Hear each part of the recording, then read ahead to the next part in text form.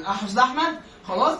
فبالتالي هو دي القدره على استخدام اللغه وتوظيفها حسب الموقف. انا هقول ايه؟ هقول مين؟ ازاي هقوله؟ بالطريقه اللي انا بقولها. ودي مشكله مين؟ مشكله اطفال ذوي الاحتياجات الخاصه. وكمان ده انا عندي مش بس كده، ده انا عندي في الدليل الاحصائي الخامس عندي اضطراب اسمه اضطراب التواصل الاجتماعي. بسبب ايه؟ مشكلته كلها في دي، في توظيف اللغه.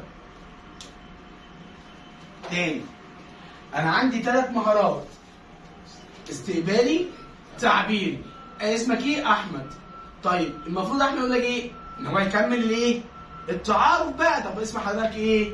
طب انت عندك كام سنه؟ طب انت ساكن فين؟ اللي يحصل بينا ايه؟ ايوه، هي دي حوار هات وخد. ان انا اتكلمت فانت هترد عليا، وانت هتكلم وترد عليا. هو ده استخدام اللغه وتوظيفها. فهنا ان اي كلام له بدايه وله وسط وله نهايه. يعني ايه عاملين النهارده؟ اخبارك ايه؟ ده لسه ده بدايه الحوار. تبداوا تتكلم وبعدين ايه؟ مع السلامه، اشوفك بقى المره الجايه، اشوفك بكره، اشوفك كذا. ده كده انت عملت لي ايه؟ نهايه للحوار.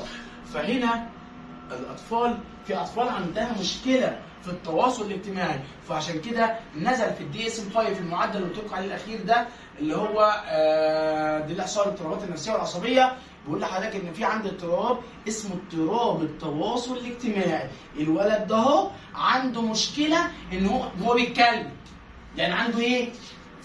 تعبيريه، ولكن